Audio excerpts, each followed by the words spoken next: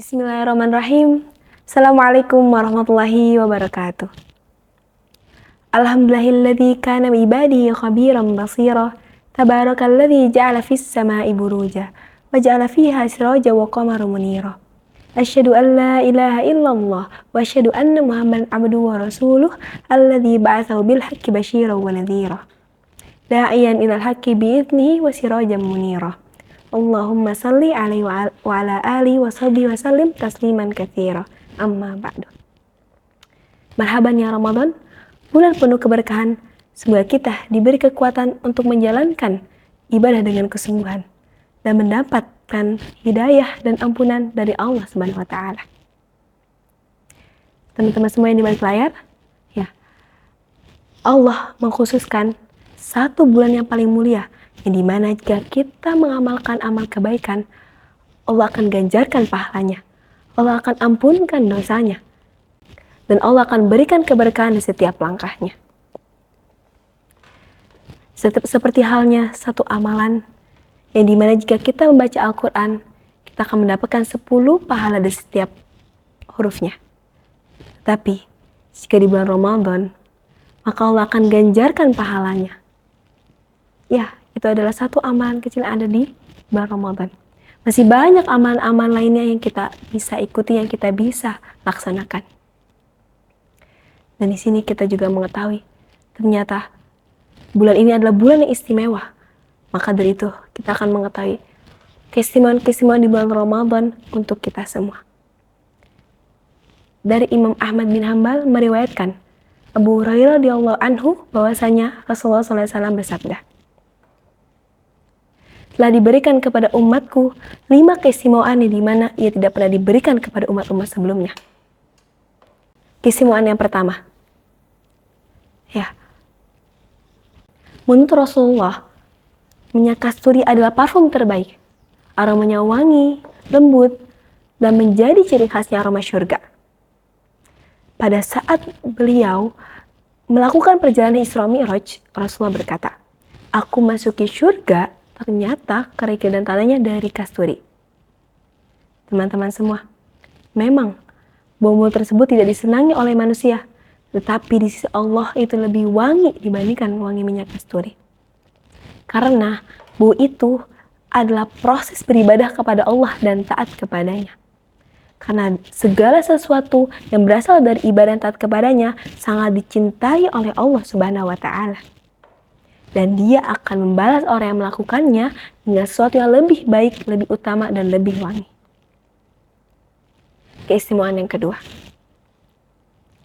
siapakah ciptaan Allah yang selalu taat dan tidak pernah membantah dan mendurhakai Allah?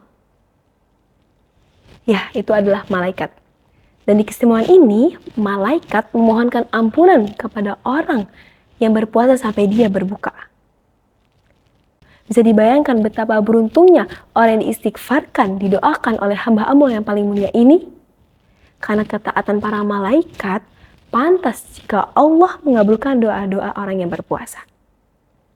Maka dari itu, yuk kita selalu panjatkan doa kita dengan harapan agar kita mendapatkan hidayah dan ampunan. Keistimewaan yang ketiga. Teman-teman semua, coba lihat ruangan ini. Begitu cantik bukan? Indah, bersih. Saya juga merasakan nyaman di sini. Ya, itu tentang sedikit hal keindahan yang ada di dunia. Kalau ini tentang surga yang super indah, terus dihiasi lagi oleh zat yang maha indah. Begitu cantik bukan?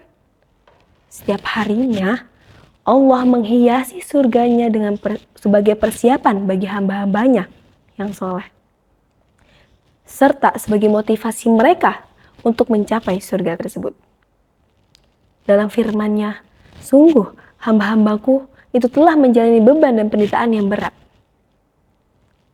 Dari firman ini kita tahu Allah mengetahui kondisi-kondisi hambanya. Allah mengetahui bagaimana pengorbanan kita agar kita beribadah kepada Allah. Pengorbanan kita bagaimana kita beribadah kepada Allah. Dan Allah juga sudah menyiapkan hadiah terbaik untuk hamba-hambanya. Apa itu? Ya, yaitu adalah syurga. Allahumma inna nas'aluka jannatal firdausil a'la. Keistimewaan yang keempat.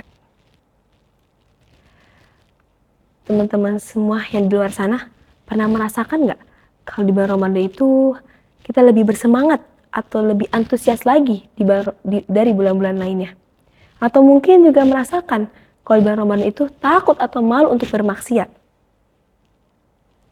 Jika jawaban teman-teman itu iya, itu adalah sebagian dari pertolongan Allah kepada hamba-hambanya yang soleh.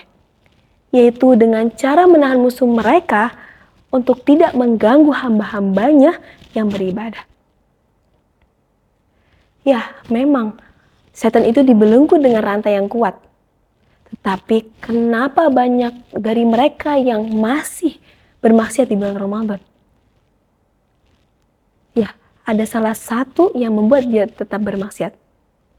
Itu adalah hawa nafsu. Tidak dipungkiri, hawa nafsu tetap ada dalam jiwa kita. Walaupun setan itu dibelenggu. Nauzubillahi min dzalik. Keistimewaan yang kelima. Keistimewaan kelima yaitu ampunan bagi mereka yang menghidupkan malam. Nah, keistimewaan ini berkesinambungan dengan dalil Quran surat Al-Baqarah ayat 187 di akhir ayatnya yang berbunyi summa atimmus syiyama ilal lail. Sempurnakanlah puasa sampai dia beribadah di malam harinya. Memang di bulan Ramadan itu kita berpuasa, itu sah-sah saja, tetapi tidak mendapatkan kesempurnaan pahala di bulan Ramadan. Maka dari itu, yuk kita usahakan untuk mengamalkan amal kebaikan yang ada di malam hari. Salah satunya adalah salat tarawih. Dan keutamaan salat tarawih, ya kita melakukan 2 rakaat, maka Allah akan gugurkan dosanya. Allah akan gugurkan semua dosa-dosanya. Maka dari itu, apakah ada alasan untuk kita tidak beribadah kepada Allah? Apakah ada alasan untuk kita tidak antusias untuk melakukan ibadah kepada Allah? Karena sudah ada keistimewaan-keistimewaan di bulan Ramadan untuk kita semua. Dan hari-hari yang tersisa ini adalah sebagai momentum kita untuk memperbaiki diri dan untuk juga menjadikan kita beribadah kepadanya. Jazakumullah khairan, barakallahu fikum. Wassalamualaikum warahmatullahi wabarakatuh.